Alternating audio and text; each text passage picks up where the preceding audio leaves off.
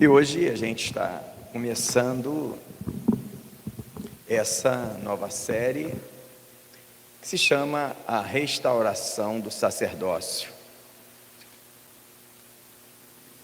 Eu peço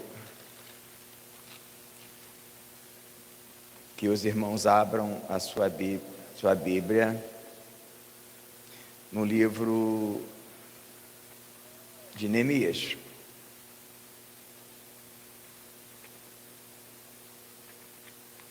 No capítulo 2, quero saudar também todos os nossos amados irmãos internautas que estão conosco, com a paz do Senhor. E sucedeu, pois, que no mês de Nissan, no 20º do rei Artaxerxes, que estava posto vinho diante dele, e eu o tomei o vinho e o dei ao rei. Porém, nunca antes estivera triste diante dele. E o rei me disse: por que está triste o teu rosto? Pois não estás doente. Não é isto senão tristeza do coração. Então, temi muito em grande maneira e disse ao rei: viva o rei para sempre, como não estaria triste o meu rosto, estando a cidade, o lugar dos sepulcros dos meus pais, assolada, e tendo sido consumidos as suas portas a fogo. O rei me disse: que me pedes agora? Então orei ao Deus dos céus e disse ao rei: se é do agrado do rei, se o teu servo é aceito em tua presença, peço que me envies a ajudar a cidade dos sepulcros dos meus pais, para que eu a edifique. Então o rei me disse, estando a rainha assentada junto a ele: quanto durará a tua viagem e quando voltarás? E aprouve ao rei enviar-me, apontando-lhe em um certo tempo. E disse mais ao rei: se ao rei parece bem, dei-me cartas para os governadores da além do rio, para que me deem passagem até que eu chegue a Judá. Como também uma carta para Asaf, guarda do jardim do rei, para que me dê madeira para cobrir as portas do paço da casa e para o muro da cidade, para a casa em que houver de entrar. E o rei mais deu, segundo a boa mão de Deus que estava sobre mim. Oremos. Senhor Deus e Pai, louvado seja o teu nome para sempre. Obrigado a Deus por mais esta oportunidade que o Senhor nos dá de estarmos outra vez reunidos como igreja. Te pedimos, ó Pai, que tu venhas, ó Deus, nesta noite, falar aos nossos corações, ó Deus de Israel, venha ministrar nossas vidas, ó Pai. Eu te peço que tu abençoe a todos que se encontram neste lugar, e aqueles que ainda virão, e aqueles que não puderam vir, e aqueles que estão conectados conosco através da maravilha da internet. Ó Deus de Israel, eis aí o teu povo que se chama pelo teu nome, ó Pai. Venha manifestar o teu favor, ó Pai. Ó Deus de Israel, o teu povo, ó Pai, que a despeito de tanta apostasia, não abre mão da sã doutrina, não abre mão da tua palavra. No nome santo do teu Filho amado Jesus Cristo, nós repreendemos todo mal, toda entidade maligna, todo espírito imundo e toda palavra de maldição. Haja nessa noite, mais uma vez, cura, salvação, libertação, edificação, para a glória do nome do Senhor. Nós te pedimos em nome de Jesus. Amém. Amados, queiram assentar-se, por favor. Amém.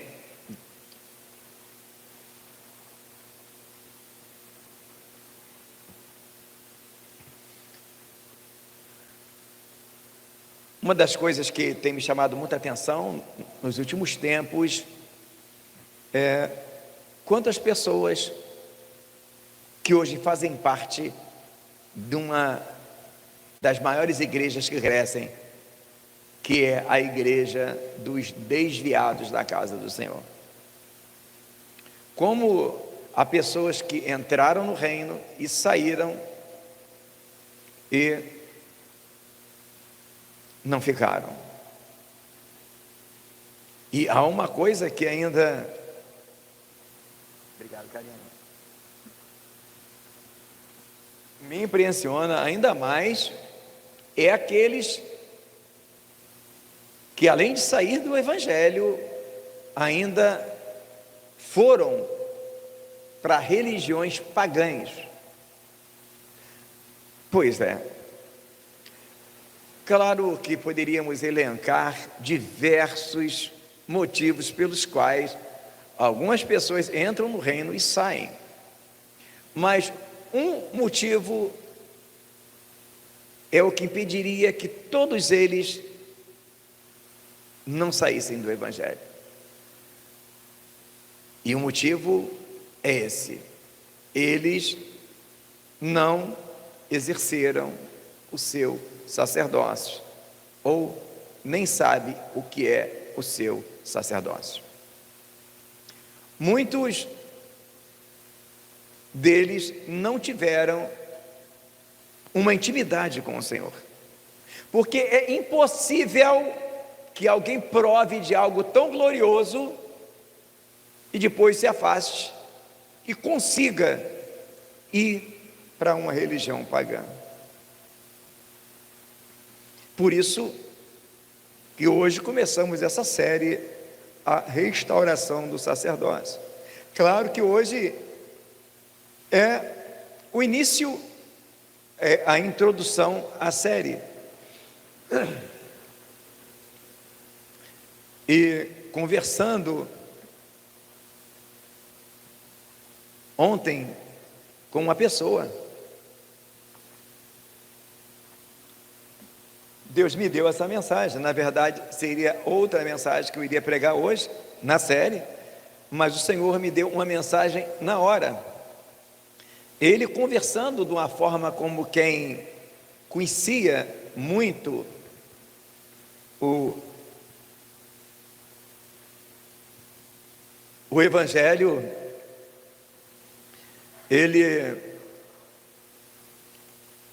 eu perguntei para ele, depois que ele falou um período de algo em torno de 15 minutos, eu perguntei para ele: para você, o que é a graça?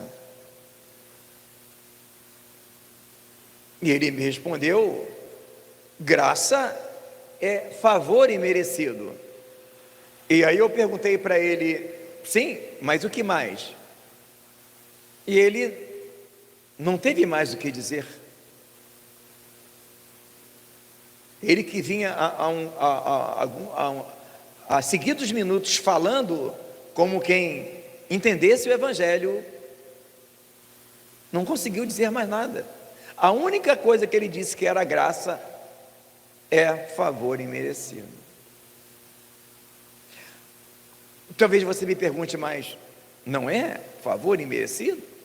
Claro que é. Claro que graça é favor imerecido.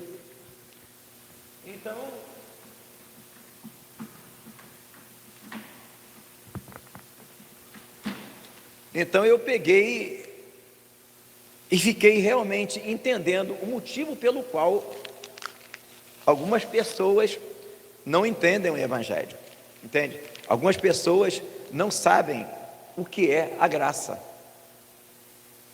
Algumas pessoas estão no reino e nunca conheceram o que é a graça de Deus.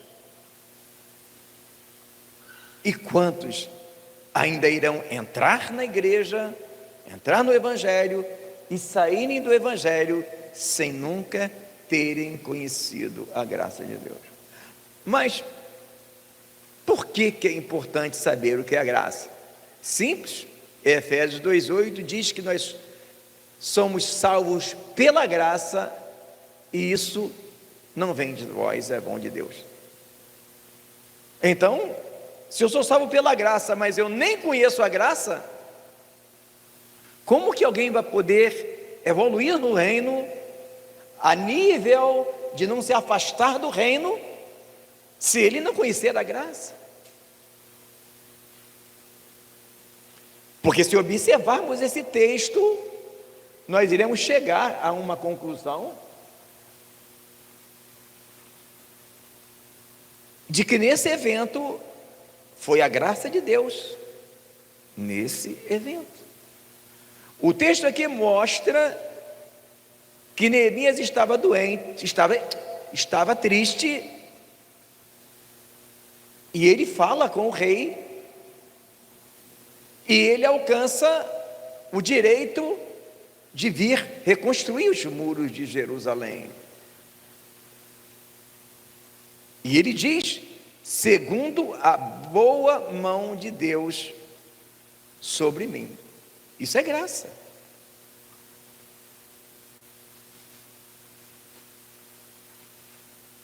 Foi a graça que concedeu que ele pudesse vir. Então, o que é a graça de Deus? Se acharmos que a graça de Deus é simplesmente favor imerecido, nós estamos apresentando apenas 10% do que é a graça de Deus. A palavra fala, na 1 de Pedro, no capítulo 4, versículo 10, cada um administre segundo o que recebeu. Vamos ler? Fala da multiforme graça de Deus. Vamos ler só para que a gente venha a pontuar com qualidade.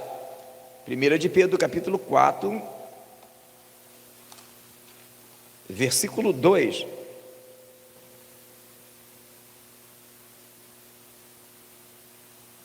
Versículo 10, quer dizer: cada um administre aos outros o dom como recebeu, como bons dispenseiros da multiforme graça de Deus. Amados, não precisa de ser inteligente para entender que se a graça ela é multiforme, jamais poderia ser reduzida ao termo favor imerecido. Não precisa de ser nem inteligente para ver que dizer que graça é só favor imerecido está enxugando, está reduzindo algo que é muito mais rico. Mas então, como podemos classificar a graça de Deus? Vamos, nos próximos minutos, falar um pouquinho da graça de Deus. A graça de Deus começa no jardim do Éden, quando Deus cria o homem. Graça. Nos criou a sua imagem e semelhança. Ele podia criar? Não, foi graça. Nós alcançamos graça de sermos criaturas formadas por Deus, a sua imagem e a sua semelhança. Adão peca, Deus não extermina com um casal, graça de novo.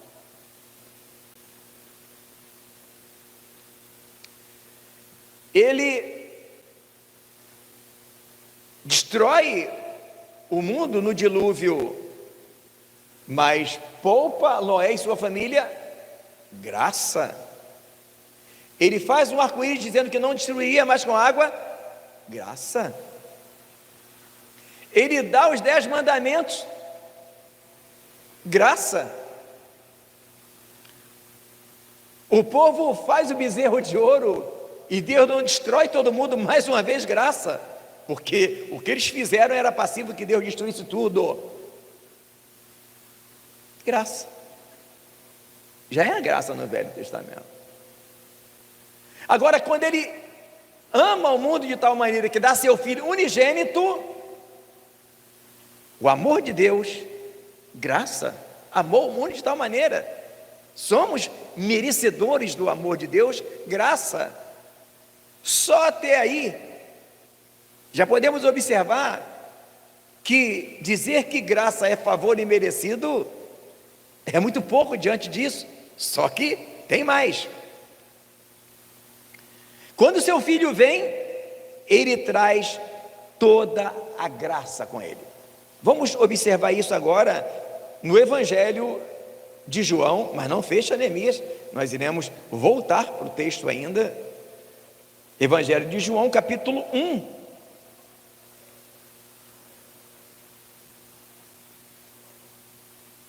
Versículo 15. João 1,15. E João testificou dele e clamou dizendo: este era aquele de quem eu dizia: o que vem depois de mim é antes de mim, porque foi primeiro do que eu. E todos nós recebemos também da sua plenitude, e o que? Graça sobre graça. Porque a lei foi dada por Moisés, a graça e a verdade vieram por Jesus Cristo. Quando Cristo vem, aí sim, Ele traz a grandeza da graça. Porque toda a lei apontava unicamente para uma pessoa chamada Jesus Cristo, e com ele veio graça sobre graça. Por que graça sobre graça? Nós vamos entender. Não feche Neemias, mas abra agora, por favor, Tito 2,11. Porque a graça de Deus se há manifestado, trazendo salvação a todos os homens, ensinando-nos que, renunciando à impiedade e a concupiscências mundanas, vivamos nesse século sóbria, justa e piamente. Então, a graça, o que foi a graça de Deus se há manifestado, trazendo salvação a todos os homens? Jesus Cristo. Ele veio buscar e salvar o que se havia perdido. Foi Ele que se manifestou e trouxe a salvação. Só que até aí já está maravilhoso, mas ainda tem mais. E quando Ele vem, Ele nos dá a sua palavra, graça. Era tanta graça que eles diziam: ninguém fala, nunca como esse homem falava. As multidões paravam para ouvi-lo, por causa da graça, das palavras de graça que saíam da sua boca, superiores às palavras dos escribas, dos fariseus, dos saduceus. A palavra é uma das formas da graça. Então, observamos, Deus ama o mundo de uma maneira, é uma forma de graça. Ele dá o seu filho para vir ao mundo, é uma forma de graça. Agora, o seu filho nos dá a sua palavra, graça. E depois que ele dá a sua palavra, os apóstolos que vieram, escreveram, inspirado pelo Espírito Santo, mas tudo vindo daquilo que Jesus ensinou. E hoje, quando você vai a uma loja e compra uma Bíblia, que você paga o preço por uma Bíblia, você nunca irá pagar o valor que tem a palavra de Deus. Por isso é graça. Não tem como. Não há dinheiro no mundo que possa pagar o valor que tem essa palavra. Então, novamente, graça. Apesar que alguns que vendem cursos, livros, acham que devem, mas Deus nos livre dessa loucura, mas jamais poderemos vender cursos ou livros, porque é graça.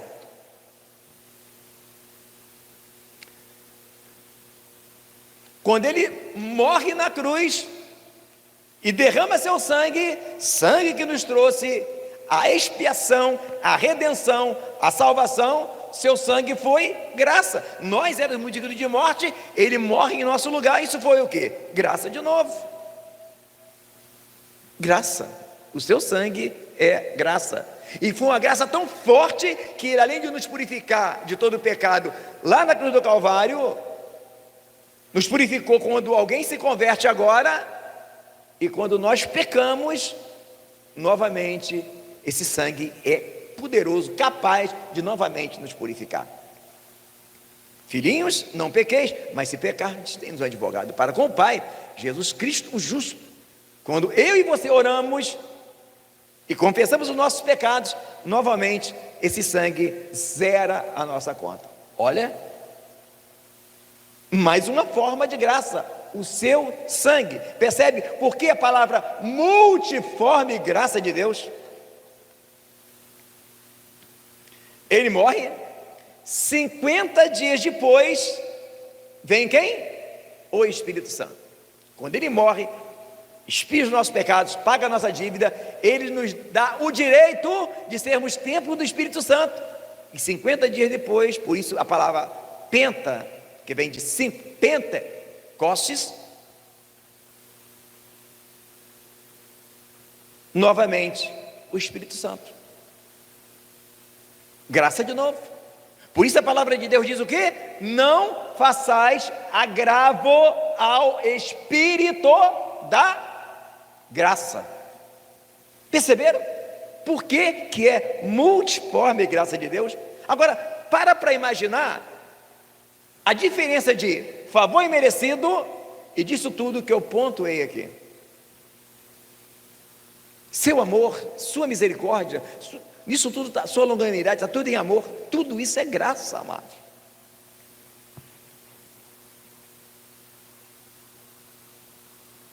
Mas por que é perigoso crer dessa forma? Só favor imerecido. Porque você reduz o evangelho a algo insignificante diante da grandeza que é a graça de Deus, multiforme graça de Deus. Mas por que que esse tipo de pregação soa tão bem? Simples, porque nisso que eles dizem que nós somos salvos pela graça, apenas como favor imerecido. A tal pessoa que estava conversando comigo, ele falava assim: não, mas eu nem vou na igreja, porque eu sou salvo pela graça, eu criei, estou salvo, então não precisa de ir para a igreja, não precisa de orar, a igreja, o ensino que ele recebe, não precisa de orar, ele é crente, o pastor dele é da internet, não precisa de orar, não precisa de jejuar, não precisa ir na igreja, porque é tudo por graça, é favor imerecido. Você consegue entender o porquê da importância que nós começamos essa série? E tu não tem noção do que vem por aí, porque quem já está ligado, já viu que o tabernáculo está se movendo, que esse ano seria totalmente diferente do ano passado, e Deus nos leva a outro nível. E a única forma de você exterminar as heresias é pregando o evangelho puro. Então, a pergunta é: por que esse evangelho adulterado é agradável? Pois é, veja bem, a palavra fala na 2 de Timóteo capítulo 4, versículo 3, que nos últimos dias haveriam homens que amontariam doutores conforme as suas próprias consciências. Vamos ler? 2 de Timóteo 2 Timóteo 4, versículo 3, já estava até aberto, eu estava procurando. Porque virá tempo, o tempo é esse, em que não souberão a sã doutrina, mas tendo comichão nos ouvidos, amontoarão para si doutores, conforme as suas próprias concupiscências. O que é concupiscência carnal? É desejo incontrolável. Essa pessoa que eu conversava com ela ontem, ela tem um desejo tão incontrolável por dinheiro, que além desse evangelho ser agradável para ele, que tu não tem que fazer mais nada, tu não precisa vir para a igreja, não precisa de orar, não precisa de jejuar, não precisa ler a Bíblia, está baratinho, né? Quem não quer um evangelho baratinho desse? O tempo sobra para ele fazer dinheiro, e o desejo dele é tão incontrolável, a concupiscência da carnal dele é tão grande, que até a sua saúde ele não estava a tempo de cuidar. Você tem noção o nível que o amor, o dinheiro faz com as pessoas, a ponto dele esquecer que ele pode morrer. Detalhe, uma pessoa que já teve 2 AVCs, estava com a perna inchada desse tamanho, e tranquilo, porque depois ele ia ver aquilo. Irmão, você tem noção do perigo que é? Então, por que as heresias, o evangelho distorcido, ele vende tão bem? Ele é agradável? Simples. Porque a nossa carne,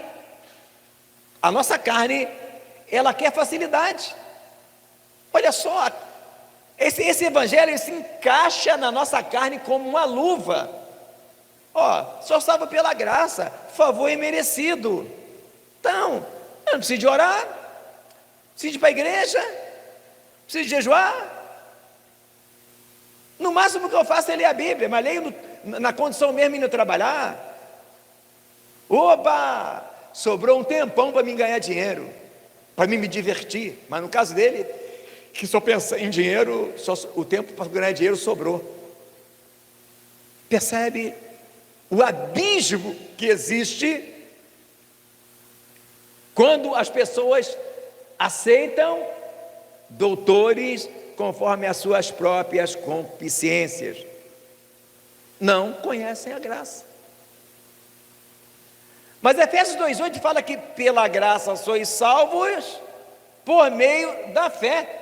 Então ele não conhece a graça, porque na mente dele, ele acha que orar, jejuar, congregar, seja algo trabalhoso e difícil, porque ele não sabe que a graça de Deus em nós é o Espírito Santo que nos energiza para fazer isso.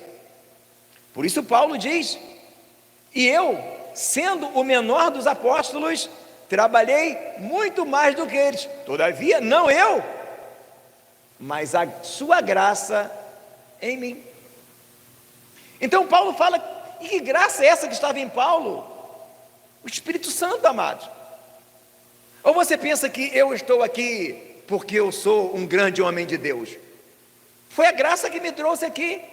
Se a graça de Deus não estivesse em mim, eu não estaria aqui nessa hora. Você também não estaria nessa hora cultuando, mesmo através da internet. Os irmãos não estariam aqui nessa noite.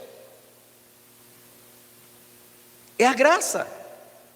E Paulo chama também de a sua eficácia, que obra em mim poderosamente. Eficácia é poder, é força, é energia.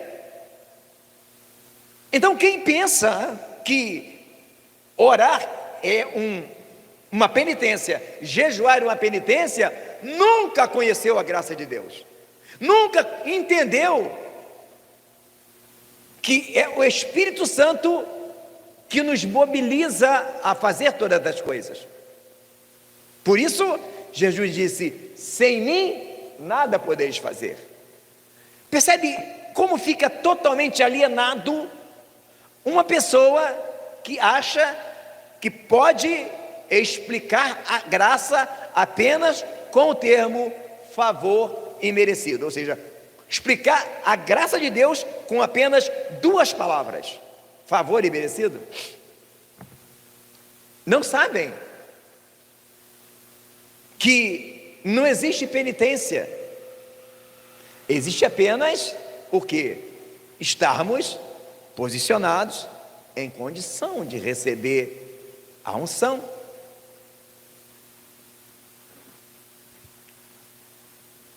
E o motivo pelo qual eles acham que graça é só essa palavra é porque eles também não entenderam Efésios 2:8, que diz: pela graça sois salvos por meio da fé. Não deu tempo de eu perguntar para ele o que significava fé para ele, mas se você fizer essa pergunta para uma grande maioria de pessoas, eles vão dizer simplesmente que a fé é o firme fundamento das coisas que se esperam e a prova daquilo que se não vê. Isso é um versículo, Isso é uma verdade. Mas é reduzir a fé a algo muito pequeno diante da grandeza daquilo que nos salva. Nós somos salvos pela graça, mas o meio é a fé. Então, eu não consigo chegar na graça sem passar na fé. Então, alguém que aceita reduzir a graça de Deus a 2 palavras, é porque ele ainda não entendeu a fé. Ele ainda não passou pela fé. Ou ele está aceitando algo que se parece com fé, mas não é fé. É apenas uma crendice. E aí ele diz: não, eu criei, estou salvo, sou salvo pela graça, criei, acabou. Oh, que legal, né? Só que não. Então, irmãos, o evangelho ele acabou para ele. Olha que eles pegam o evangelho, é como se ele pegasse um passarinho, tirasse todas as penas e cortasse as asas, o passarinho não voar. Porque a palavra não fala que eu sou salvo pela graça, eu criei e estou salvo, é só isso. Não, a palavra não fala dessa forma. Jesus disse dessa maneira: quem crê em mim, como diz as Escrituras, rios de água viva correrão do seu ventre. Opa, quem crê em mim como? Como diz as Escrituras. Infelizmente, há pessoas crendo em Jesus, como diz a televisão, como diz a internet, acha que fé é simplesmente levantar a sua mão, ser batizado e acabou. Bom, então vamos, a partir de agora, falar um pouquinho de fé. Nós falamos de graça, agora vamos falar de fé. Nessa introdução da série A Restauração do Sacerdócio, iremos falar de graça e fé.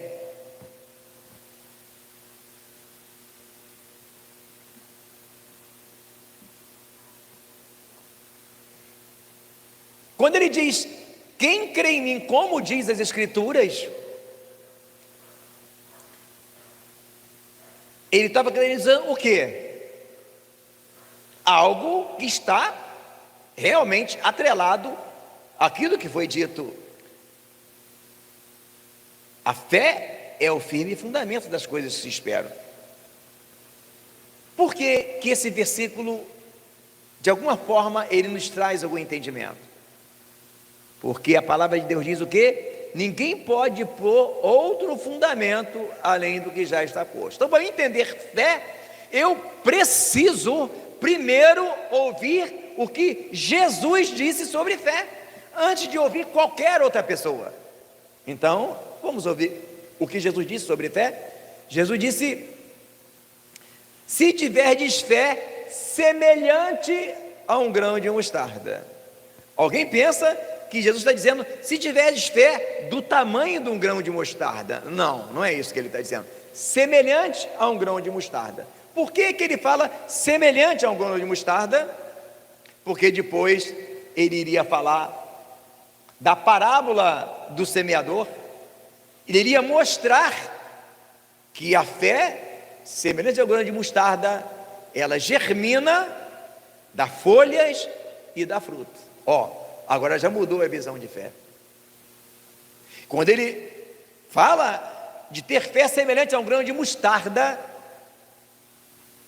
ele estava falando, porque lá na frente ele ia dizer também que a nossa fé é semelhante a uma videira. Porque ele diz, eu sou a videira, vós as varas. Então Jesus compara a fé a uma semente que germina, que cresce e que dá folhas e frutos. Olha como muda todo o entendimento de fé quando nós ouvimos quem? Jesus. Amados, pare e pense no que estou ali dizer. Eu estou te mostrando o que Jesus fala sobre fé. Então, olhando a fé, comparando um grão de mostarda não é creu, acabou. Creu, começou.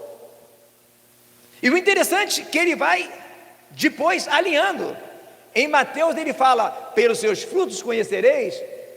Há um momento que ele chega diante de uma figueira, não era tempo de figos, ele amaldiçoou a figueira porque não tinha frutos. João Batista diz também, já está posto o machado à raiz de toda árvore que não produz bom fruto é cortada e lançada no fogo. Olha como muda o entendimento de fé quando nós ouvimos o que Jesus Cristo, o nosso mestre, falou. Então quem pensa que creu, acabou, agora percebeu que ele caiu numa falácia, numa narrativa que não tem nada a ver com aquilo que a Bíblia apresenta. Mas como fica bom para quem nunca teve um encontro verdadeiro com o Senhor.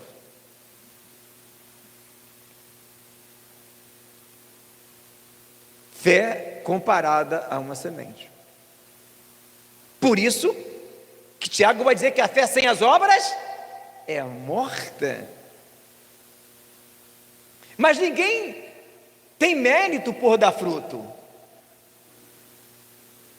Mas alguém tem demérito por não dar fruto. Em Cristo damos fruto porque Ele está em nós.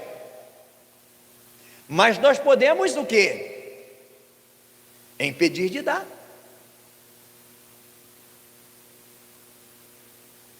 E quando nós impedimos Ele de nos fazer frutificar, quando não entendemos a fé, como nós entendemos a nossa parte nessa equação. Mas ele não compara só a fé como uma semente vegetal. Ele compara também a fé a uma construção de uma casa. Ele diz, aquele que ouve as minhas palavras e pratica, assemelhá-lo-ei a um homem prudente, que edificou sua casa sobre uma rocha, sopraram os rios, sopraram os ventos, e a casa não caiu. Aquele que ouve minhas palavras e não pratica, é semelhante àquele que construiu a sua casa sobre areia, e grande foi a sua queda. Depois ele vai dizer mais o quê? Ou seja, lá em Judas vai dizer que edificando a vossa santíssima fé. Opa! Então quer dizer que a fé é uma edificação. Percebe que Jesus compara a fé com coisas que evoluem e crescem. Quem crê em mim, como diz as Escrituras, que mais Jesus falou sobre fé.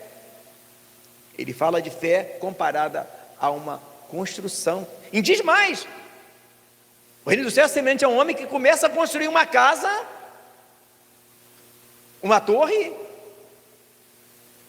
e é importante que ele faça a conta, para que no meio ele não consiga terminar, e alguém diga, esse homem começou a construir uma torre e não conseguiu. Quer dizer isso? Fé comparada a uma construção? É entender que ele disse que no mundo teremos aflições, que temos uma cruz para carregar. Olha como muda.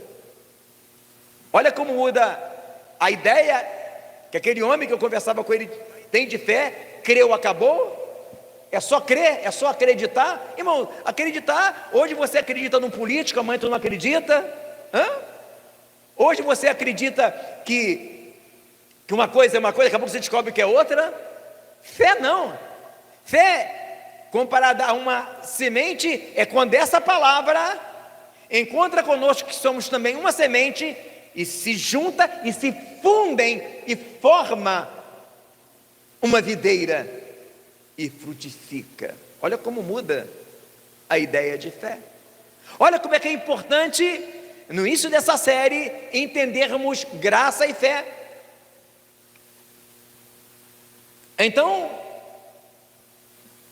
Fé comparada a uma construção compreende entender os gastos e os pós.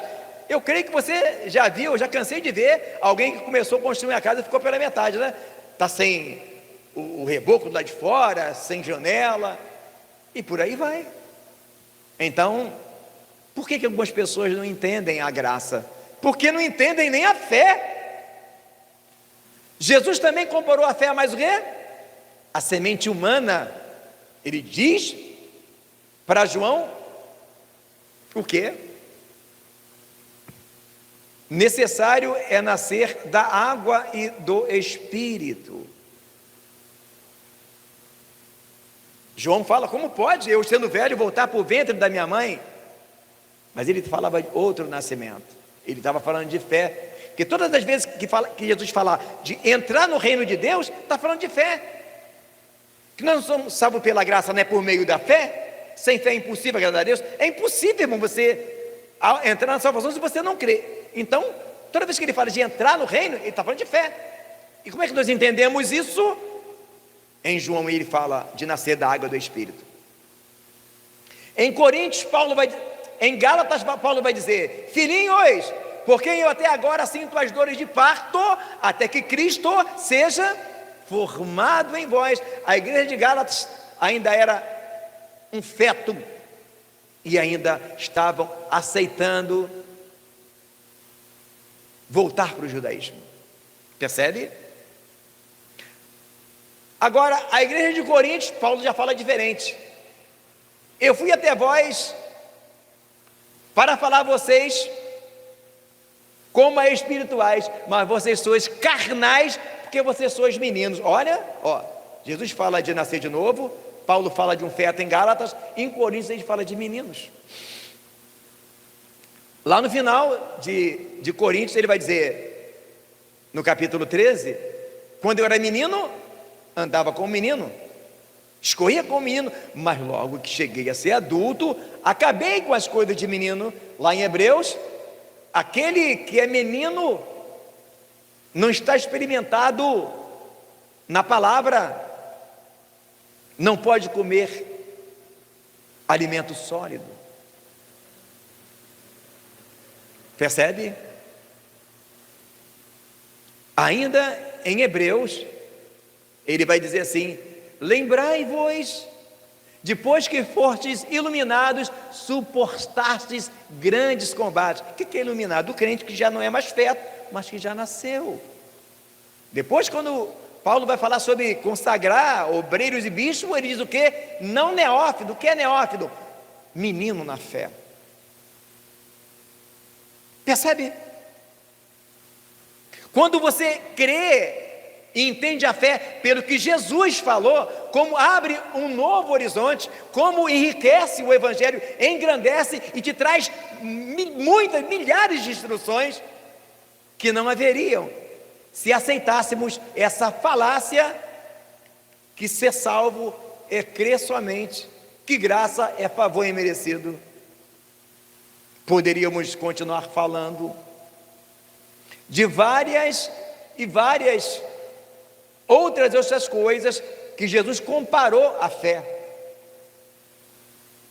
mas para a gente possa evoluir mais um pouco para outro lado, deixaremos para outras ocasiões as outras comparações que Jesus faz da fé. Mas eu creio que nessas três comparações deu para perceber que a fé do Evangelho, a fé de Jesus, a Bíblia fala de fé do Evangelho, fé de Jesus, a Bíblia fala de fé da verdade.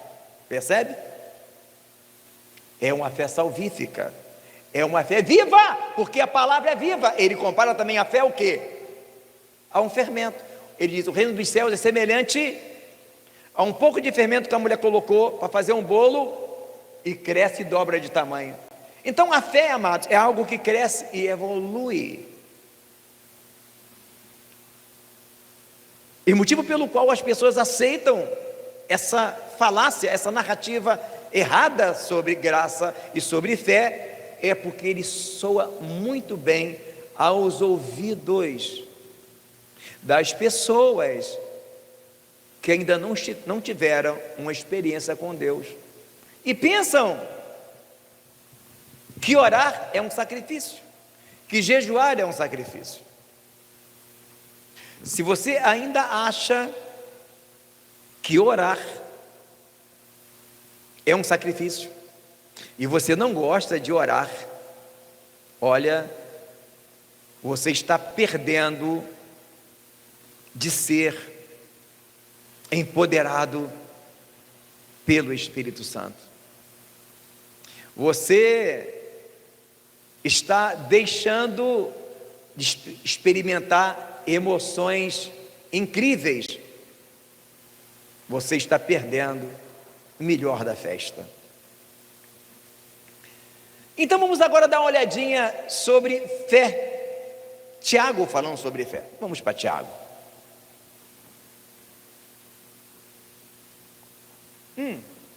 Perdão, amados. Eu subi o acostamento. Voltemos. Vamos para Neemias antes de ir para Tiago. No 2 nós lemos que ele fala com o rei.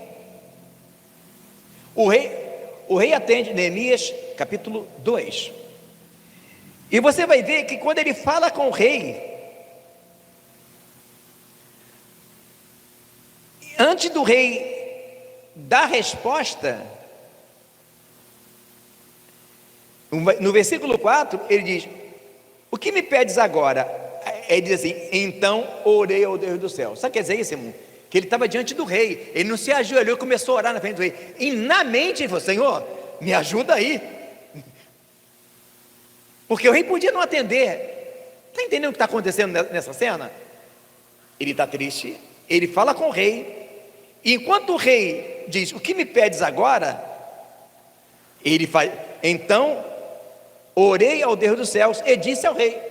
Irmão, não teve tempo dele ajoelhar e orar na frente do rei, irmão. Não teve tempo de deixar, Senhor, meu Deus, meu Pai. Não, ele fala com o rei, ora na mente e fala de novo.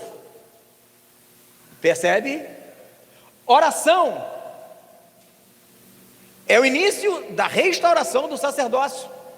Oração é a única forma de nós acompanharmos o mover do tabernáculo. Eu já digo para essa igreja, fique ligado, a oração de sábado pela manhã, às 9 da manhã, esse clamor que haverá aqui, se eu fosse você eu não perdia, o tabernáculo está se movendo, se você perder, você corre o risco de ficar para trás. A oração é a chave do avivamento, a oração é a alavanca do crente, a oração é a única forma de nós vencermos tudo que tem vindo sobre o mundo que está para vir. Mas a coisa é mais profunda do que isso. Agora vamos no capítulo 1, ainda em Neemias, para nós entendermos. Versículo 2, Neemias 1, versículo 2. Que veio a Anani, um dos meus irmãos, e ele e alguns de Judá, e perguntei-lhes pelos judeus que escaparam e que restaram do cativeiro acerca de Jerusalém, e disseram: os restantes que restaram do cativeiro lá na província estão em grande miséria e desprezo, e o muro de Jerusalém fendido e suas portas queimadas a fogo. E sucedeu que, ouvindo eu estas palavras, assentei-me e chorei, lamentei por alguns dias, estive jejuando e orando perante ao Deus dos céus. Só uma paradinha aqui, irmão, depois a gente lê mais um pouquinho. Acompanha comigo aqui. Percebeu? Muros destruídos, portas queimadas, ele assenta, jejua e ora. Então, se você pensa nesse ano de realmente triunfar e de viver o que Deus... Porque, amados, o evangelho não é triunfalista, claro que não. Mas existem sofrimentos que algumas pessoas passam no evangelho porque não entenderam o valor que tem o jejum e a oração. Depois que ele jejua e ora, veja o que acontece. Ele começa a orar. Vamos ler só um pouquinho da oração deles, para você ter uma noção do que é um crente. Antes da oração e do jejum, e depois da oração do jejum. Crente que só ora, ele ora e às vezes parece que ele está brigando com Deus. Senhor, eu não aceito. Parece até que é dois irmãos brigando, não parece que é a criatura falando com o Criador. Parece que é duas pessoas brigando. Ele acha que pode falar com Deus dessa forma. Diferente. Agora, olha a diferença que é o crente que ora e jejua. Sabe o que acontece quando o crente ora e jejua? Ele para com esse negócio de ficar colocando a culpa nas pessoas. A culpa é do governo, a culpa é do presidente, a culpa é do meu pai, é da minha mãe, a culpa é da minha mulher, a culpa é do meu marido, a culpa é do meu filho.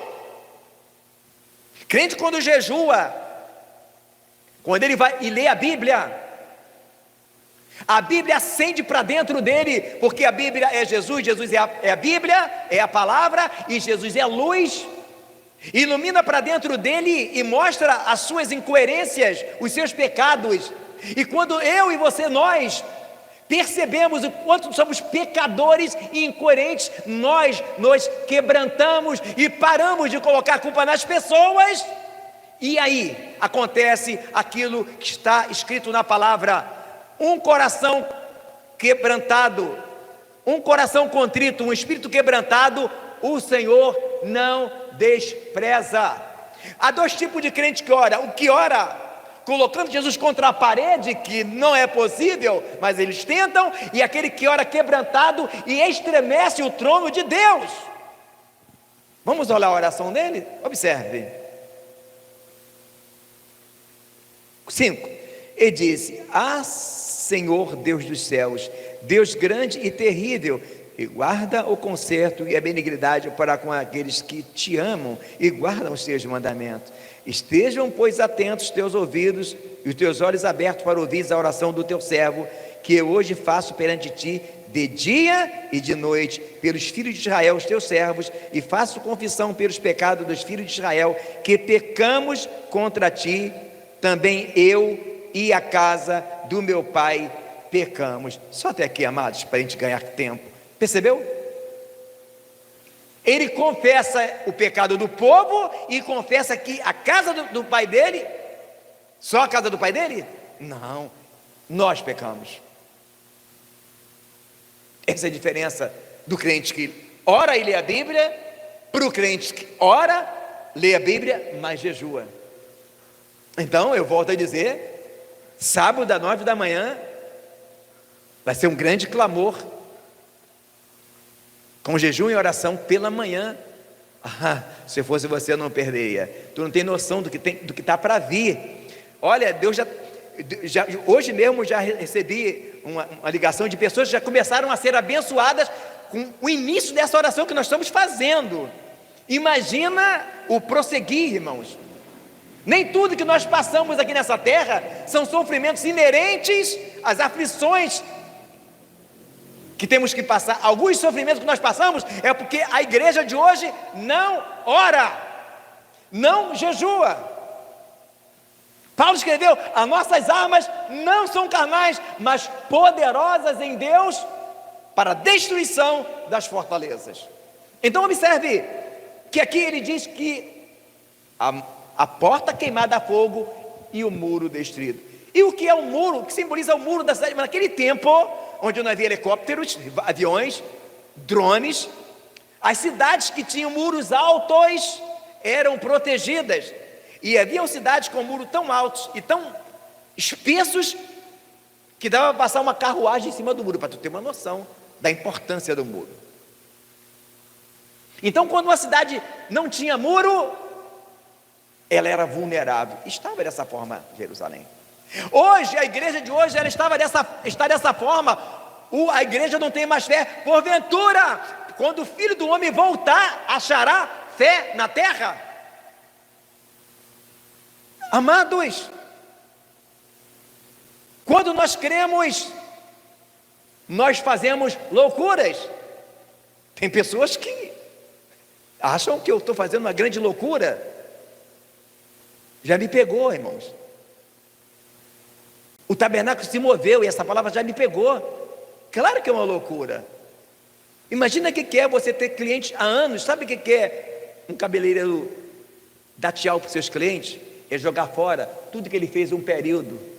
Já era, não volta mais. Os clientes vão procurar outros profissionais e a chance deles voltar é como um profissional que trabalha com serviços, com prestação de serviço e se desliga dos seus clientes, é como se ele te desligasse da sua empresa.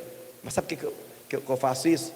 É porque quando você começa a andar por fé, você começa a fazer loucuras.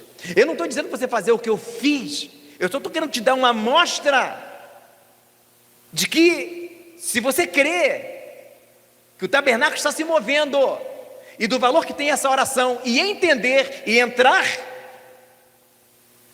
muitos milagres irão acontecer na sua vida. Sabe por quê? A fé sem as obras é morta. Então, por que hoje a igreja experimenta um momento de muita derrota?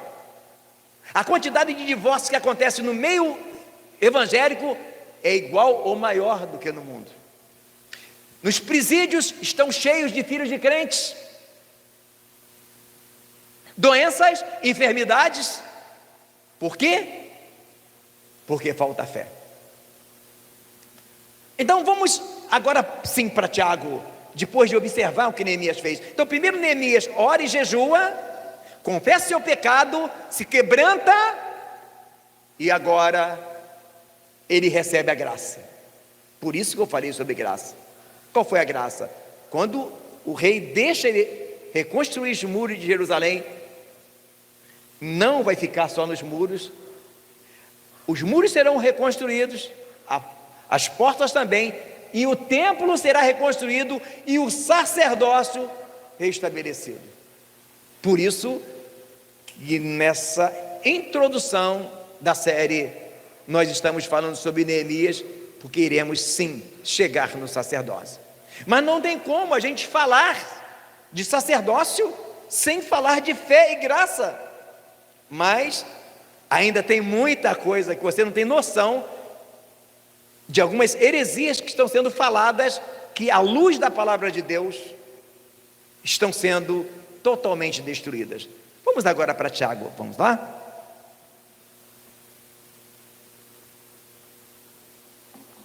Eu não sei no seu estado, mas aqui há um calor muito grande.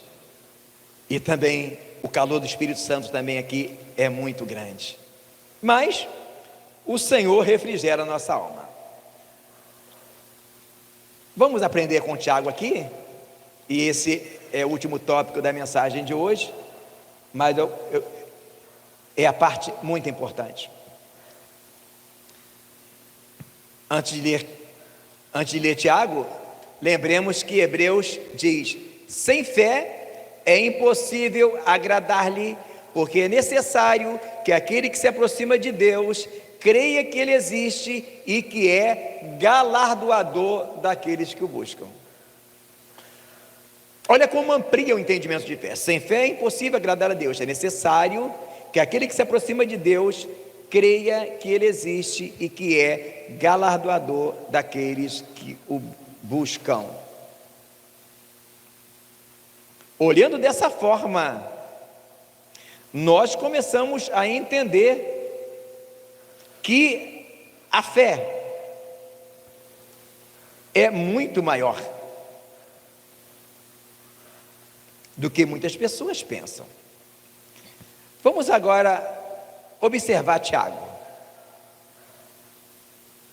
Tiago, capítulo 2, versículo 3. Meus irmãos, que aproveitou se alguém disser que tem fé e não tiver obras? Porventura a fé pode salvá-lo? E se o irmão ou a irmã estiverem nus e tiverem falta de mantimento cotidiano, e algum de vós lhe disser: ide em paz, aquentai-vos e fartai-vos, e não lhe derdes as coisas necessárias para o corpo, que proveito virá daí? Assim também a fé, se não tiver obras, é morta em si mesma. Mas dirá alguém: tu tens a fé e eu tenho as obras. Mostra-me a tua fé sem as tuas obras, e eu te mostrarei a minha fé pelas minhas obras. Tu crês que há um só Deus? Fazes bem. Também os demônios creem e estremecem. Mas, ó homem vão, queres tu saber que a fé sem as obras é morta? Porventura nosso pai Abraão não foi justificado pelas obras quando ofereceu sobre o altar o seu filho Isaque? Bem vês que a fé cooperou com as suas obras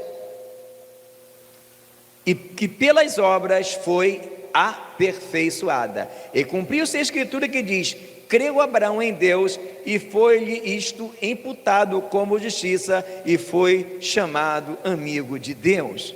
Vede então que o homem é justificado pelas obras e não somente pela fé. De igual modo, Raabe a meretriz não foi também justificada pelas obras quando recolheu os emissários e os despediu por outro caminho? Porque assim como o corpo sem espírito está morto, a fé sem as obras é morta. Talvez esse é o texto mais difícil. Eu vou pedir que você agora preste muita atenção nos próximos minutos. Você que vai assistir a gravação, volte o vídeo, pause o vídeo, volte de novo, para que você não pense de eu estar falando aquilo que eu não estou falando, tá bom? Vamos lá então. Há algumas pessoas, já houve, que quiseram tirar o livro de Tiago da Bíblia, porque achando que esse livro não concorda com o restante.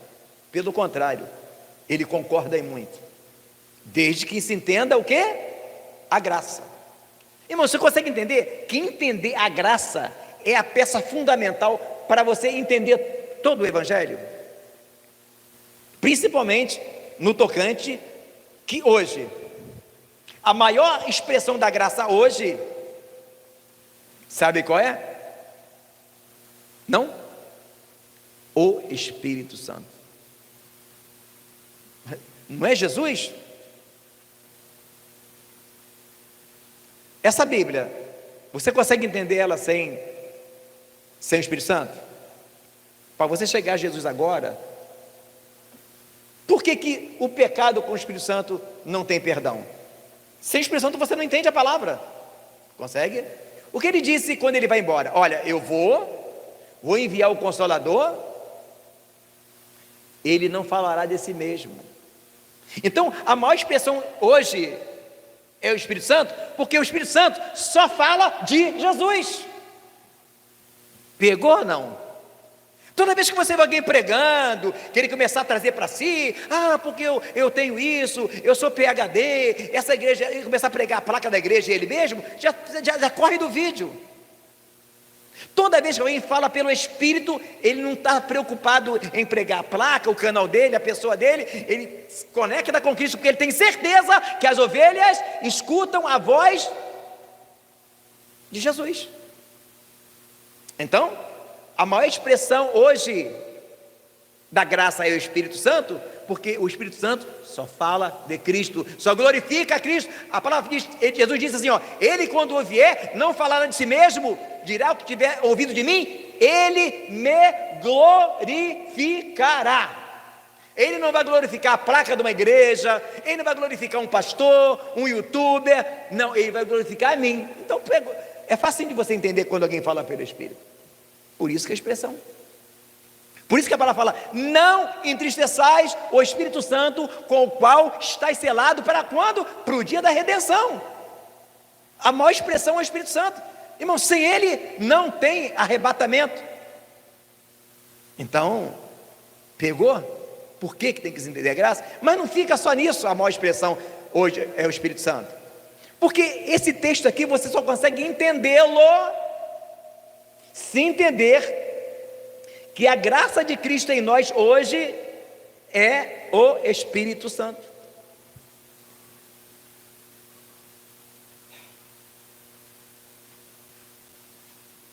Então vamos lá, vamos entender, vamos fazer aqui uma exegese desse texto. Aqui está dizendo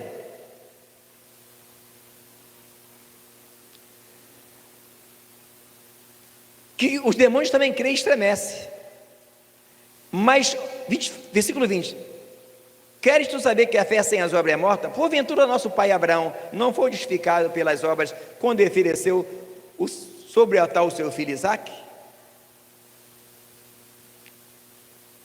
E cumpriu-se a escritura, bem vês que a fé cooperou com as suas obras, e que pelas obras a fé foi aperfeiçoada. aperfeiçoada. É aqui o cerne da questão, para você entender o seu sacerdócio. É aqui. O livro de Gálatas diz que Deus anunciou primeiramente o evangelho a Abraão. E os que creem são benditos com o crente Abraão. O modelo para nós é Abraão, por causa disso aqui.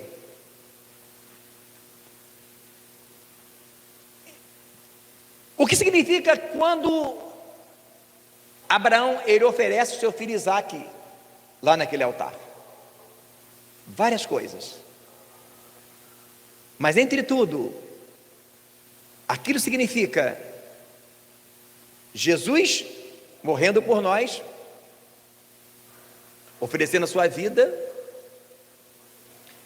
Aí vai chegar e Pedro vai dizer: temos que seguir as suas pisadas. Paulo vai dizer: sede meus imitadores como eu sou de Cristo. E assim como Abraão ofereceu sobre o altar o seu filho Isaque, pega agora a visão. Romanos 12:12. Rogo, pois, irmãos, pela compaixão de Deus, que apresentei os vossos corpos em sacrifício vivo. O nosso Isaque agora somos nós, nossa vida no altar de Deus. Sem isso, não existe evangelho. Pegou? Agora vale a pena lembrar que ele oferece seu filho Isaque, mas o que aconteceu? Deus não deixa ele matar. O que quer dizer isso, irmãos? Simples. Rogo, pois, irmãos, pela compaixão de Deus, que apresentei os vossos corpos em sacrifício vivo. Irmãos, como que você vai oferecer um sacrifício que você não vai matar? Isso quer dizer, irmãos, que esse sacrifício vivo é uma figura de linguagem, não é sacrifício, é uma ministração. Porque se o sacrifício é vivo, não sacrificou, pegou? Por isso tem a ver com Abraão. Abraão oferece o filho, mas não mata o filho. Sabe o que quer dizer isso? Também, que quando eu ou você oramos, não somos nós que fazemos isso. É aquilo que Pedro falou: nele nos ouvemos e movemos. É aquele hino maravilhoso que diz: você tem valor se o Espírito Santo se move em você. Só que o Espírito Santo não vai te obrigar a orar, ele vai te energizar para orar se você não quiser. O Espírito Santo não vai te obrigar a jejuar, mas vai te energizar para jejuar. Você pode dizer não ao Espírito Santo. Ele não é opressor. Essa é a diferença do Espírito Santo para os demônios. Então, quando fala que a fé sem as obras é morta, e fala no que Abraão fez, está dizendo disso. Mas por que oração, jejum e leitura da palavra de Deus? Porque se não fizermos isso, irmãos, nós não vamos conseguir amar nossas esposas, nossos filhos, não vamos conseguir ser mansos e humildes. Então, as obras da fé, que vão fazer com que nós possamos ser novas criaturas, é exercer o nosso sacerdócio. Abraão, quando ele oferece o seu filho ali, ele, antes de começar a nova aliança, ele já estava fazendo um papel de um sacerdote, oferecendo o sacrifício. Então, por isso que a fé cooperou. Agora, diz que a fé sem as obras é morta, mas não são obras da lei. Não são obras pregar o evangelho, evangelizar. Não. Não são obras de dar comida para os pobres. São as obras de fazer o que Jesus fez. Jesus, antes dele ir para aquela cruz, ele viveu uma vida de oração, de jejum e de vida com Deus, e lendo a palavra. Paulo vivia a mesma coisa. A igreja de Atos dos Apóstolos fazia a mesma coisa. Essas são as obras, irmãos. Só que essas obras que se faz hoje, a diferença da agora para a lei, que na lei eles faziam as obras por fé, de maneira literal. Agora não, irmãos. Agora nós fazemos movido. Eu não tenho dúvida alguma, se o Espírito Santo não tivesse em mim, hoje eu não estaria aqui. Eu falaria que eu estou cansado, eu não teria vontade de vir para a igreja, porque a nossa carne, ela puxa a gente para baixo. Então essas obras que nós fazemos agora, na verdade, nós não fazemos por nós mesmos. 99% é Deus, é o Espírito Santo em nós, e 1% é a gente. Só que tem um detalhe: Ele não quer um robô, Ele não fará nada sem nós dermos lugar. Por isso fala, não extingais o Espírito. Tem gente que pensa que extinguir o Espírito é só proibir de falar línguas estranhas. Pode ser sim, não podemos proibir, podemos explicar como funciona. Mas extinguir o Espírito é quando nós achamos que somos um crente muito antigo, muito sábio, e achamos que nós não precisamos mais de orar, não precisamos mais de jejuar. É importante se entender que a nossa carne não se converte. E quando fala que a fé sem as obras é morta, é porque se tentarmos amar, ser manso, perdoar, sem exercer o nosso sacerdócio, não conseguiremos. Porque a única forma de fazer com que nós possamos realizar o bem é entendermos o que Paulo diz: a carne milita contra o Espírito e o Espírito contra a carne, e esse opõe-se um ao outro, para que não façais o que quereis. Andai em Espírito e não cumprireis as concupiscências da carne. Obrigado, Karina. E o que é andar em Espírito? Para muitos é, qual botão que eu vou apertar para andar em Espírito? Andar em Espírito, amados, é exercer o seu sacerdócio. Só que esse evangelho não agrada muito às pessoas, porque orar, jejuar e ler a Bíblia, congregar, gasta tempo. Só que das maiores loucuras que as pessoas fazem é achar que vão deixar de congregar, vão deixar de orar, vão deixar de jejuar e vão resolver o seu problema. Eu tenho certeza que muita gente vai entender porque onde Deus está nos levando, mas infelizmente há pessoas que não vão entender o que o Espírito Santo está falando e vão ficar naquela mesma condição que ficou. Correste atrás do pouco, correste atrás do muito, conseguiste o pouco, e o pouco conseguiu, eu assoprei. Por que razão? Porque deixaste a minha casa vazia. Sabe quando a nossa casa fica vazia? Quando nós deixamos de orar, jejuar, ler a Bíblia e congregar. Por isso, em Efésios fala, para que possamos compreender com todos os santos a altura, a largura e a profundidade do amor de Deus, que excede a todo entendimento. Quantos que começam, é ler do engano, irmão. Nós achamos que vamos tirar do tempo da oração, do jejum, do congregar, para resolver a nossa vida, e lá na frente olhamos para trás e percebemos que não valeu a pena. Só que às vezes algumas pessoas vão descobrir, da maneira mais horrível, mais triste, que não valeu a pena deixar de congregar, deixar de ler a Bíblia, achando que irá resolver o seu problema. A Bíblia fala que alguém tem um animal bom e traz um animal aleijado para colocar no altar. É pessoa que dá o resto do seu tempo para Deus e ainda fala, Deus sabe de todas as coisas. Observe o exemplo aqui de Abraão, ele só tinha um filho, e Deus pede aquele. buscar-me-eis e me achareis. Como me buscardes, e buscardes de todo o vosso coração. Buscar de todo o vosso coração é colocar Jesus no centro da nossa vida, mesmo quando isso seja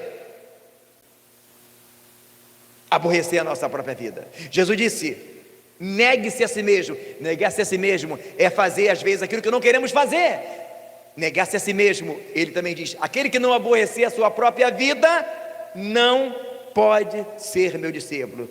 Você está agora diante de um limiar, diante de uma decisão. O ano está começando, tu tem duas opções: ou seguir o tabernáculo que ele está se movendo e entrar nesse carro de fogo, ou então ficar para trás.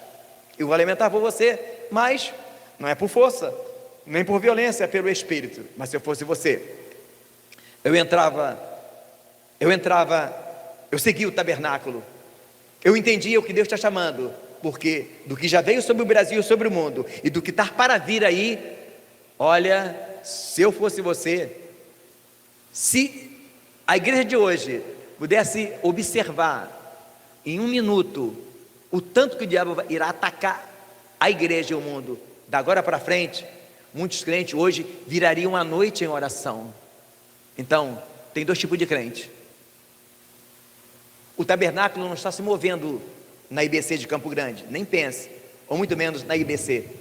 O tabernáculo está se movendo no mundo.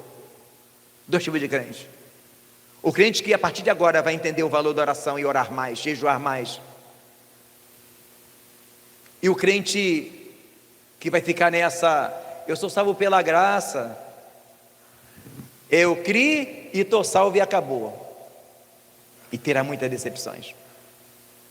Pessoas que ainda pensam que orar é uma penitência, jejuar é uma penitência. Você não jejua, na verdade, o Espírito Santo jejua a gente. Sacrifício vivo é um sacrifício que não é sacrifício. Sacrifício vivo você não matou, como é que é isso? Você só se apresenta e ele faz. É pessoas que entenderam aquilo que muitos não entendem. Algumas pessoas pensam: oh, mas como é que vai ser? Quer dizer, então, que se eu quiser ver a glória de Deus, eu vou ter que passar 2 horas orando. Ai, 2 horas orando de joelho. Não, você não entendeu, não, apaga tudo. Não. Não é isso. A igreja de Atos dos Apóstolos, a igreja do passado, não orava 2 horas, porque havia uma ordem: olha, você tem que orar 2 horas, 1 hora, não. A igreja do passado começava a orar sem saber quanto tempo. Às vezes pretendia orar 20 minutos e começava a orar e não conseguia parar mais. Não porque era uma obrigação, era contar no relógio que tinha que orar 1 hora. Não, é que eles começaram a orar. E à medida que ia orando, a glória de Deus descia, e eles não conseguiam era parar de orar, porque a glória de Deus descia, a unção descia, o gozo do céu descia na terra, e quando a glória desce, ninguém consegue mais parar. Vai 1, vai 2, vai 3 horas, porque sentir o céu na terra é para poucos. E quantos ainda nunca sentiram? Porque é impossível que alguém que sinta o gozo da salvação em grandiosidade consiga querer parar de sentir isso. Por isso, infelizmente, vivemos numa época que muitos entram no reino, saem do reino, sem nunca terem experimentado o gozo maior da salvação. Então, amados, essa é a palavra de Deus para nós nessa noite. Que você possa meditar. Se você não entendeu, volte o vídeo e volte. Porque se você entender o que o Espírito Santo está falando, e eu tenho certeza que não é só nessa igreja, em outras igrejas, outros estão pregando essa mesma coisa. Você vai seguir o tabernáculo. Não vai ser bom ficar para trás. Uma ovelha, quando fica para trás, ela é alvo do predador. Qualquer animal que sai do rebanho, ele é alvo de um predador. Então tu não tem 2 opções, uma só: segue o tabernáculo. Segue o tabernáculo, irmão, enquanto é tempo. Não fica para trás, não vai valer a pena. Vamos orar?